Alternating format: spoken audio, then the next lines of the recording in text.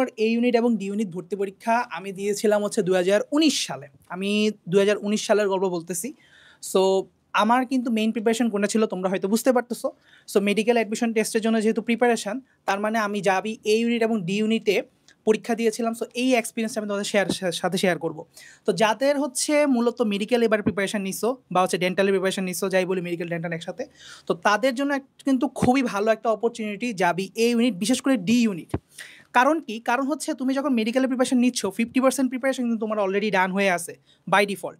কারণ জাহাঙ্গীরনগরে যেই biology question আসে ডি ইউনিটে, সেটা হচ্ছে মানে one of the toughest question বলা যায়। যত ভার্সিটিগুলোর মধ্যে বায়োলজি যেখানে আছে, সবচেয়ে টাফেস্ট প্রশ্ন হয় জাহাঙ্গীরনগর ডি ইউনিটে। এটা কেউ ডিনাই করতে পারবে না। এটা তুমি যতজনকে জিজ্ঞেস করবা ততজন বলবে ভাই ট্রু, ভাই ট্রু। আর এই কঠিন বায়োলজি প্রিপারেশনটা তোমরা কখন নিতেছো? যখন মেডিকেল ডেন্টালের জন্য তুমি পড়াশোনা করতেছো, তখন কিন্তু বই দাগায় দাগায় বইয়ের অবস্থা খারাপ করে ফেলছো।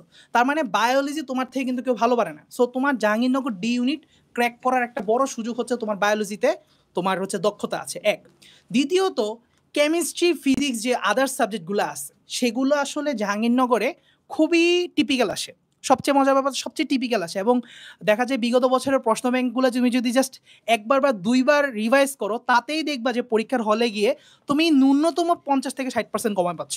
ন্যূনতম 50 থেকে 60% কমন পাচ্ছ। সো এই জন্য দেখা গেছে যে আমি জাহাঙ্গীরনগর ভর্তি পরীক্ষা যখন শুনছি যে আমার এই অপরচুনিটিটা আছে, তখন আমি জাস্ট হাইয়েস্ট হাতে গোনা 5 থেকে 6 দিন, 5 দিনও না, আমি 5 দিন আগে মনে হয় জাহাঙ্গীরনগরে একটা গাইড কিনছি, গাইড কিনে সমানে উড়াধুরা পড়ছি। তো উড়াধুরা পরে দেন হচ্ছে আমার ভালো একটা পজিশন আসছিল, আমার এখনো মনে আছে। তোমার জাহাঙ্গীরনগর এই ইউনিটে 619তম পজিশন। এবং হচ্ছে এই ইউনিট অ্যানালাইসিস বুক পড়েছিল। হ্যাঁ, আমার সময় ছিল না, আমার সময় থাকলে খুব ভালো হতো আর কি। যাই হোক, প্রত্যয় কেন কেন যে লেখা হয়নি, কেন যে লেখা হয়নি আসলে, যাই হোক। তো হোয়াট এভার, এটাই বাস্তব। তো এই হলো ঘটনা আর কি, যে তোমার এরকমই আমি মানে কম সময় প্রিপারেশন আমি কিন্তু এটা ডিল করে ফেলতে পারছিলাম আমার মেডিকেল প্রিপারেশনের সাথে, এটা মানে অ্যাডজাস্ট করাই। তো কি বলতেছিলাম, আমি 523তম হয়েছিলাম যাবি ডি ইউনিটে। তো ভালোই, ঠিক আছে। সো দুইটাই ভালো একটা মেরিট লিস্ট ছিল।